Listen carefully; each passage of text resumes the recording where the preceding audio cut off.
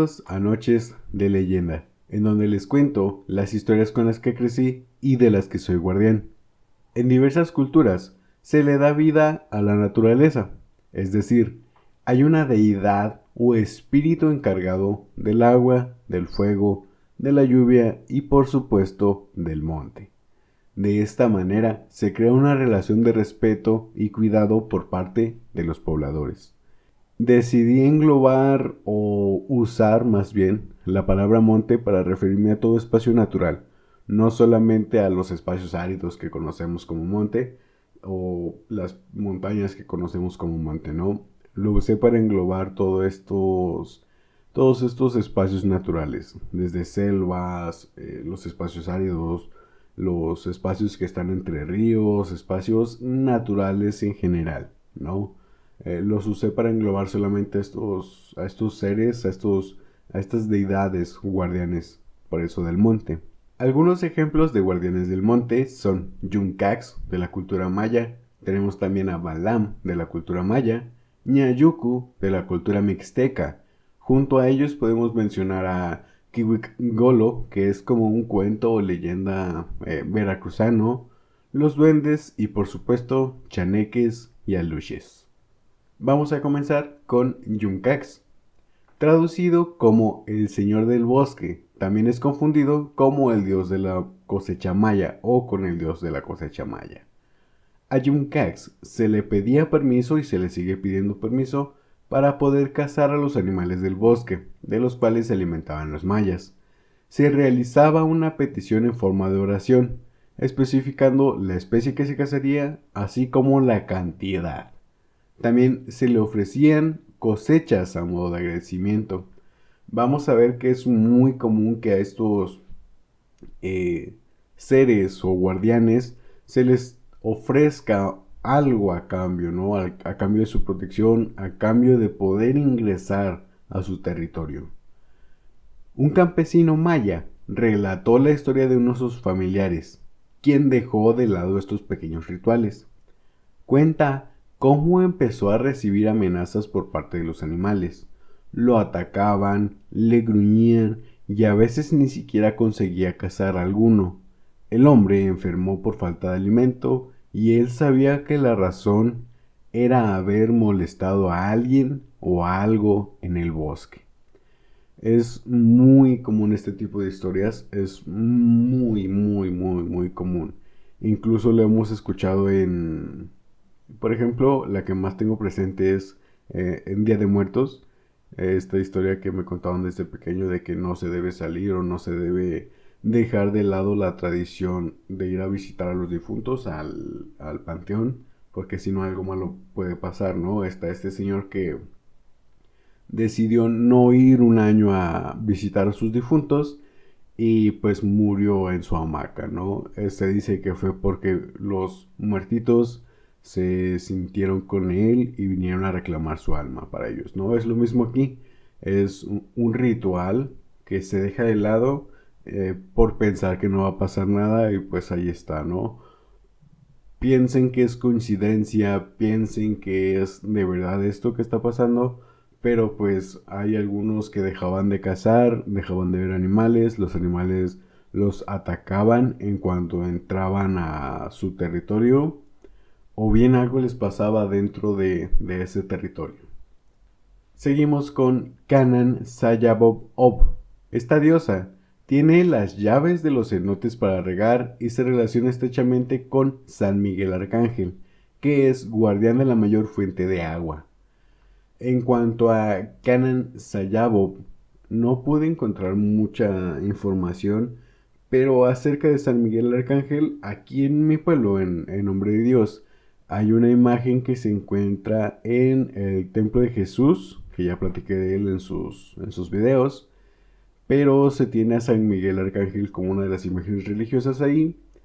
Y recuerdo que mi mamá me contaba, me sigue contando de hecho, que a San Miguel Arcángel lo paseaban por las comunidades y por el monte, es decir, por el ejido de aquí de Nombre de Dios, y que los campesinos, entre ellos mi abuelo materno, le pedían a San Miguel Arcángel para que los ayudara con sus cosechas. era como que le rendían un poco de culto a la imagen de San Miguel para que les ayudara con, pues, con sus cosechas, vaya. A este tipo de rituales o a este tipo de creencias se le añade también, bueno, no he subido el capítulo de Semana Santa porque ahí hablo un poquito de esto, pero en Semana Santa aquí hay una tradición de hacer, creo que es el jueves, voy a checar bien eso, pero creo que era el jueves o miércoles, uno de esos dos días, se hace la misa de acción de gracias, en donde se bendice el pan de mesa. Muchas personas comen de ese pan de mesa como, pues, por estar bendito, pero muchos otros acuden como para pedir que el alimento no falte en su mesa, y otros tantos acudían, porque ya no es tan común, para pedir por sus cosechas. Hace poquito estaba platicando con la mamá de una de mis amigas, Evelyn y la señora Conchita, que les mando un saludo. Estaba platicando con ellas y la señora Conchita me platicaba que su papá solía ir a este tipo de misas, al de Acción de Gracias, donde bendecían el pan. Y lo que hacía él era, cada vez que fuera a sembrar, tomaba un trozo de pan, que el pan me contaba también que podía durar años sin que le saliera moho, sin que se hiciera, pues malo, vamos a decirlo, ¿no? Que se echara a perder, pues, como tal. Que llevaba el pedacito del pan el señor y que haciendo una oración también lo iba como desmenuzando a lo largo de su parcela, y después procedía a continuar con la siembra. Me contó también que ahí donde sembraba su papá se encontraban parcelas de diferentes dueños. Me contaba, no recuerdo cómo estaban separadas, estaban en un mismo terreno, pero recuerdo que sí me decía que se podía ver la división de que de esta parcela es tuya, esta parcela es mía, esta es de otro y así, ¿no? Pero que era, su papá era el único que hacía este tipo de ritual, este tipo de oración para la cosecha del pan, de desmenuzarlo y esparcirlo por su parcela, y que a la hora de ya ir a cosechar lo que sembró, se daban cuenta de que pues la parcela del papá de la señora Conchita estaba completamente verde y tenía, vamos a decir, muchos frutos, mucho que cosechar, pues, y que los demás estaban pues algunos marchitos, plantas muy pequeñas, que se notaba una diferencia muy marcada, pues. También este tipo de rituales, de oraciones, lo hacía mi abuelito materno. Él también venía por el pan bendito y también lo esparcía por su parcela. Otro señor me comentó que lo que él hace pues es al poner su primera semilla es orar, dar una oración, dar gracias y pedir porque su cosecha se dé fuerte y sana, vamos a decir. Como vamos a ver, ya lo mencioné, es muy común este tipo de ofrendas y este tipo de oración. En este caso, a mi abuelito lo hacía a San Miguel Arcángel por ser el guardián de la fuente del agua. Tenemos también a Tlaltecutli, señora de la tierra, quien daba origen a varios componentes de la naturaleza, como las plantas. La leyenda nos dice que de sus cabellos surgieron los árboles, las flores y las hierbas. Tlaltecutli es parte de las diosas que fueron despedazadas por parte de los otros dioses, y otros dioses benevolentes se dan cuenta de esto y piden que de los restos de todos estos dioses surgieran lo que dio forma al mundo, ¿no? Por ejemplo, de Tlalecutli, de sus cabellos surgieron árboles, flores, hierbas, y de la tierra general, que fue su cuerpo, surgieron montañas, valles, ríos, pozos, cavernas y cuevas. Según el mito, como lo estoy contando, cuando fue dividida por Quetzalcoatl y Tezcatlipoca, los otros dioses, para consolarla y compensar el daño hecho, ordenaron que de ella saliese todo fruto necesario para la subsistencia del hombre. Seguimos con Balam. Los Balames son cuidadores de los pueblos. Hay 4 principales, uno en cada punto cardinal, es decir, en cada entrada del pueblo. Norte, sur, este y oeste. llegando a haber un quinto en el centro de los pueblos. Balam significa jaguar. Estos son convocados para ser los protectores tanto de las milpas, los bosques y de los mismos pobladores del lugar. Se señala que estos se hacen cargo de los pueblos, son invisibles, si alguien los ve se enferma, de noche están despiertos y previenen accidentes. Se avisan cosas unos a otros y se dan alerta por medio de chiflidos. Luchan contra las fuerzas malignas que pretenden atacar los pueblos. También protegen las milpas y a veces se llevan a niños. Quien los ha visto afirma que son viejos con barba. Sospecho que algunos de ustedes ya pudieron haberse imaginado, pudieron haber sospechado, por así decirlo, que los Balam están muy estrechamente relacionados a los nahuales. Muchos se refieren a los Balam o los Balames como los nahuales. Al decir jaguar, creo que fue inmediatamente no pensar en un nahual, porque estos son más del centro sur de México. Eh, Creo que lo platiqué en su momento en el video, no recuerdo si sí hice uno de puros nahuales o fue en el de brujas, pero menciono que también los nahuales son protectores de los pueblos. Contaba la historia de la maestra, ¿no? Que llegó a un pueblito rural del que le dijeron que no se podía ir de noche o no le recomendaban más bien irse de noche porque salía el guardián o salía el espíritu que no le iba a dejar. La maestra no les cree, sale en su carro y de repente se le aparece este espíritu, este nahual. Es exactamente lo mismo. Muchos consideran a los nahuales como los protectores de la naturaleza y de los mismos pueblos. Llegando así a los últimos tres espíritus protectores o guardianes sobrenaturales de los que hablaré hoy, que son los más famosos en México. Hablo de los duendes, aluches y los chaneques. Todo el mundo tiene una idea de cómo es un duende gracias a obras que marcaron las generaciones del siglo XX e inicios del siglo XXI. O bien la figura irlandesa que inunda el mercado de playeras, bares, restaurantes y algunas obras audiovisuales. Los rumores de la existencia de los también llamados gnomos, goblins en Francia, brawlers en Escocia, taters o tomtes en Suecia, cluricanes en Irlanda, trolls en Islandia, noques o kobolds por los antiguos vikingos, clavers, dauniesies, hobgoblins en Inglaterra, servants en Suiza, niskobolds en Alemania, prucas o puca en Gales y trasgos o grasgos en España, ha pasado de boca en boca, de pueblo en pueblo y han perdurado, desde hace mucho tiempo.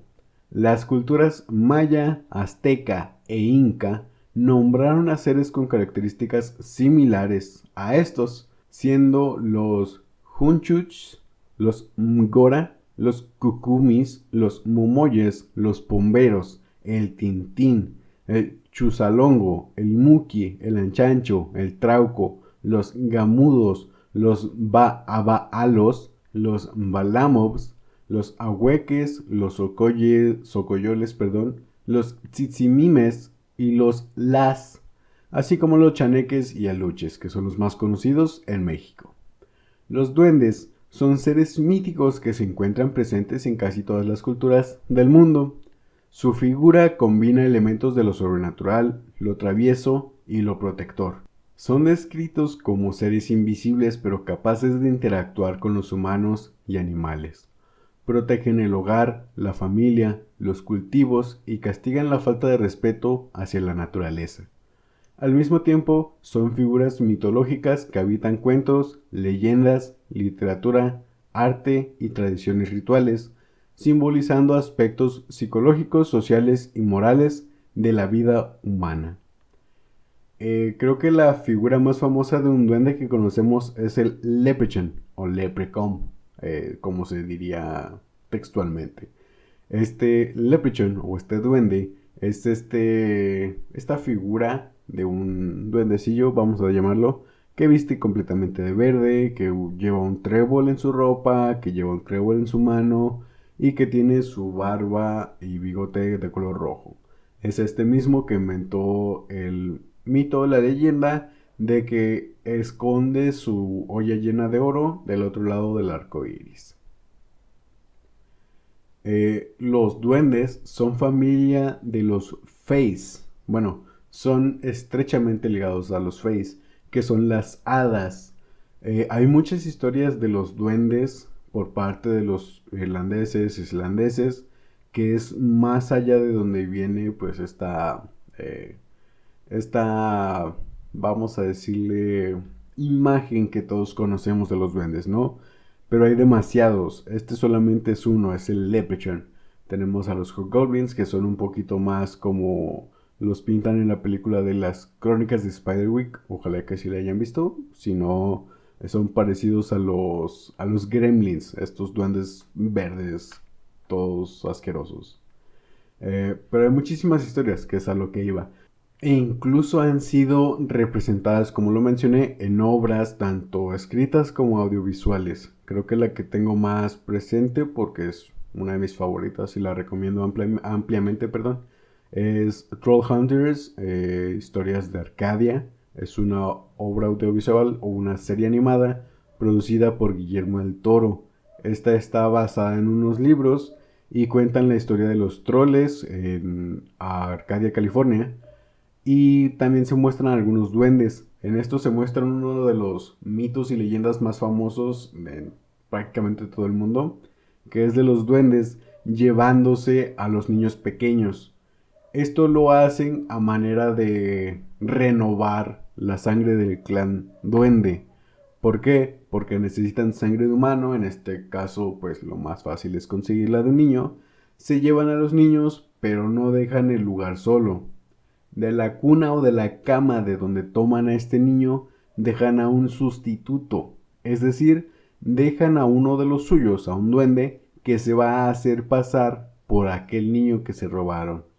Estos, como ya lo mencioné, son familia de los Fays, de las hadas, quienes también tienen el poder de hacerse pasar por humanos. Entre otras leyendas, ¿no? Pero esta es la que más tengo presente porque, como lo menciono, es representada en esta serie animada, Trollhunters, en donde al hermanito de la protagonista llamada Clara, bueno, una de las protagonistas llamada Clara, se lo llevan los duendes y los héroes de esta historia tienen que ir hasta el reino de los trolls, donde se encuentran los duendes y se encuentran con que el hermanito de Clara no es el único bebé al que sustrajeron. En realidad hay muchísimos bebés que están enjaulados ahí y que hay muchísimos duendes haciéndose pasar por estos niños. Tenemos también a el Aluche, en plural Alush of. La palabra Alush no tiene una traducción como tal, pero se le asocia el significado de pequeño ser. Son espíritus de la selva maya, encargados de proteger la milpa y los cenotes. Estos espíritus son conocidos por sus travesuras, ya que si no pides permiso para caminar por las tierras que custodian, es muy probable que te jueguen un par de bromas, como tirarte pequeñas piedras, jalarte el pelo o incluso esconderte algunas de tus pertenencias. Su descripción es la de un ser pequeño con rostro de niño. Visten con ropa de manta y cargan algo similar a un bastón de madera. Estos pues son de la cultura maya, pero en realidad los hemos adoptado en todo México. Creo, sin temor a equivocarme, que la palabra aluche se hizo conocida por el luchador que salía junto a Tinieblas, que me parece que sigue saliendo. Es un luchador que sufre de la condición llamada acondroplasia, vestido con un traje peludo, muy similar a Kemonito, pero pues llamado aluche. También se hizo muy popular la palabra en estos últimos tiempos porque el expresidente de México, al estar trabajando en la construcción del Tren Maya, ese tren que destruyó muchas hectáreas del bosque y de manglar y todo esto, se hicieron famosos porque compartió imágenes en la llamada Mañanera, su conferencia de prensa de todas las mañanas, en donde compartió imágenes donde se veían algunos figuras humanoides muy pequeñas cerca del lugar de las construcciones y decían que las maquinarias dejaban de funcionar, las máquinas a veces aparecían sin una pieza, les escondían las herramientas y todo esto.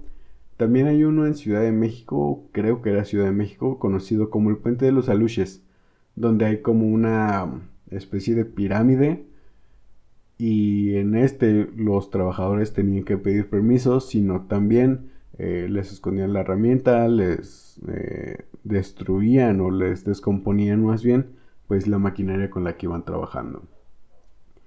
Acerca de esto, tengo una historia, que esta sí es mía. Esta recuerdo que hace algunos años, cuando empecé con el proyecto de Noches de Leyenda, la primera versión, la primera versión, porque esta es la segunda, hacíamos los recorridos de culturales y de leyendas aquí en nombre de Dios en un tranvía que tenía el municipio y recorríamos lo que eran las calles principales, íbamos visitando algunos de los templos, el templo de San Francisco, el templo de Jesús, recorríamos la calle Coronado para bajar hacia el panteón, entrábamos al panteón y hacíamos un recorrido de observación de tumbas, destacando las que eran un poquito más antiguas, las que tenían una ornamentación muy elaborada y muy bella, la verdad. Y creo que fue el primer recorrido que hicimos, iban algunas, no sé si la he contado ya, no sé si la conté en la ronda de relatos con Lalo Mata. Recuerdo que en este primer recorrido, bueno, no sé si era el primero o segundo, pero uno de estos dos recorridos, se unieron algunas señoras que iban por parte de ayuntamiento para checar qué estábamos haciendo, obviamente comprensible, vamos a entrar al panteón. Quieren asegurarse que no hagamos nada malo ni destrozos, pues, ¿no? Pero iban a checarnos, ese es el punto. Entonces, estas señoras empiezan a transmitir en vivo el recorrido y en el inicio del recorrido del panteón, ya cuando habíamos llegado, la explicación que yo daba era el que vamos a entrar con mucho respeto, aquí es un lugar sagrado, es un lugar de descanso para muchas personas, por lo que les pido estar atentos. Les pido estar atentos a qué? A no pisar ninguna de las lápidas, ninguna de las sepulturas, por favor, porque es una falta de respeto. Si llegan a ver algo en alguna de las tumbas, por favor, déjenlo ahí, no lo vayan a tocar. No sabemos si lo dejaron las mismas familias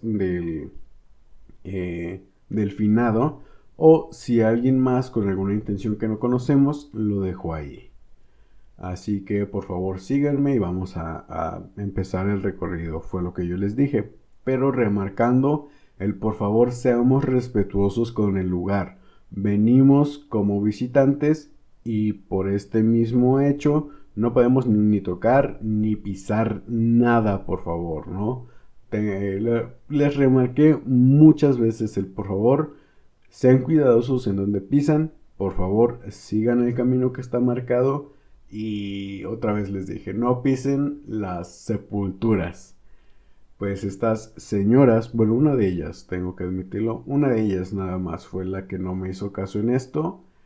Y todo el camino se fue pisando las sepulturas. Todo el camino se fue pisándolas, o sea, era la que iba transmitiendo en vivo y era la misma que iba pisando cada una de las sepulturas en las que yo decía, en esta sepultura podemos observar una escultura muy bonita, podemos ver que es una de las más antiguas, todo esto, ¿no? En cada una de las sepulturas en las que yo me paraba a decir algo, apenas me volteaba o me movía un poquito, de repente la señora ya estaba arriba de la sepultura pisándola y grabando. Y era como que en varias ocasiones le llamé la atención y le dije, por favor, bájese de ahí, por favor, no pise ahí, tenga más cuidado. En otras ocasiones, el mismo equipo de Noches de Leyendas también le dijeron. Hasta que llegamos a más o menos la mitad de la segunda parte del recorrido. Era el recorrido del panteón actual. Llegamos a la mitad del panteón actual y empieza el panteón más antiguo. En la segunda parte, ya para terminar, de repente a esta señora le empezaron a aventar piedras. Le empezaron a aventar así de que piedritas, pero nada más a ella. A ella le estuvieron aventando piedritas solamente. Y fue de que se empezó a quejar de que por qué me están aventando piedras. De seguro son ustedes, o sea, echándonos la culpa al equipo, ¿no? Hago hincapié de que ella no era parte del equipo, ella iba por otra parte.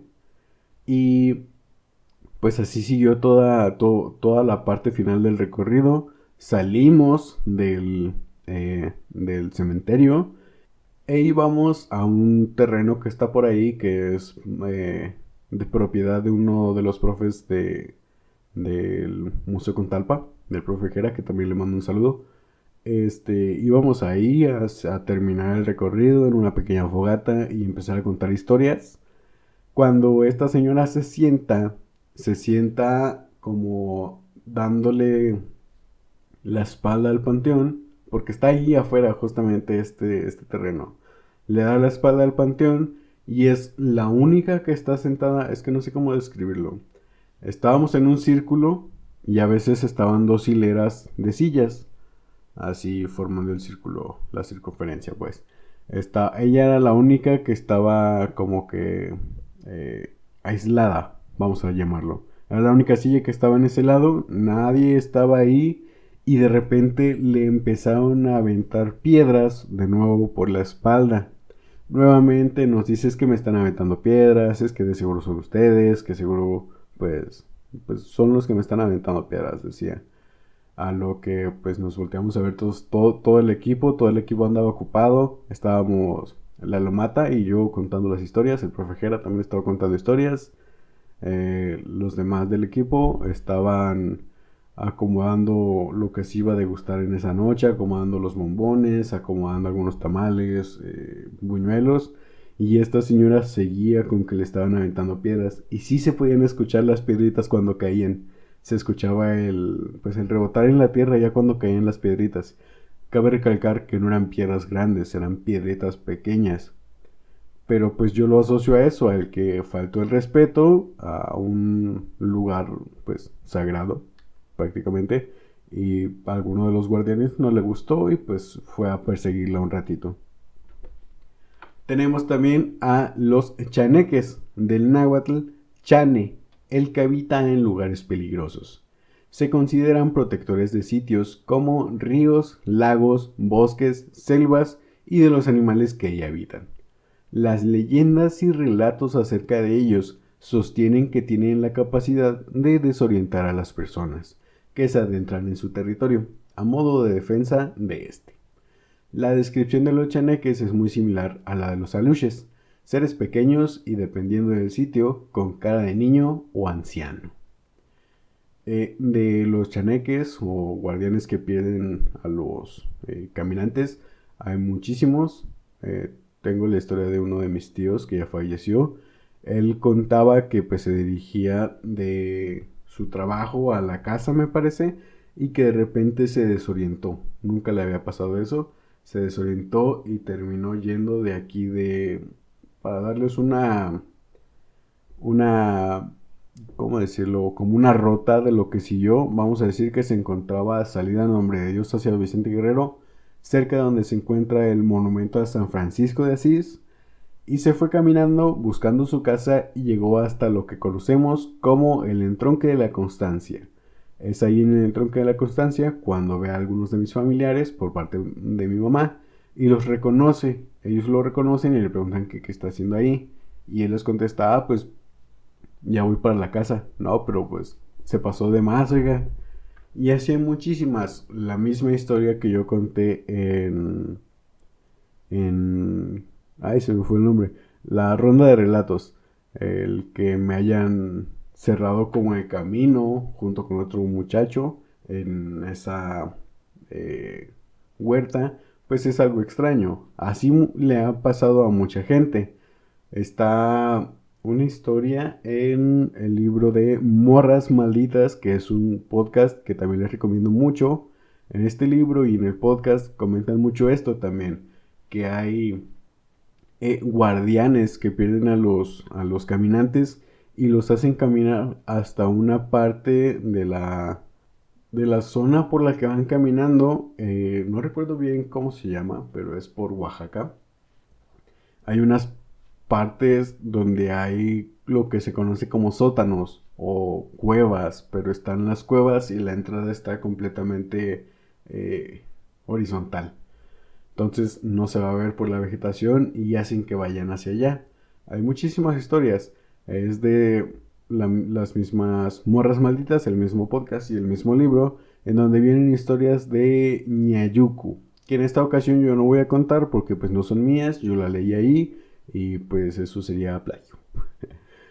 Es de estos últimos tres seres de los que existen más historias como las que les compartiré a continuación, es decir, de los duendes, chaneques y aluches. Ya les compartí algunas, pero traigo, me parece que son otras dos. Alguno de mis compañeros de universidad me contó que cuando él estaba en la primaria, recuerda que cerca de su salón había un árbol y que ese árbol tenía una rama que daba hacia otro salón. En algún momento algo llamó su atención en aquel árbol. Era una figura muy pequeña, de color oscuro.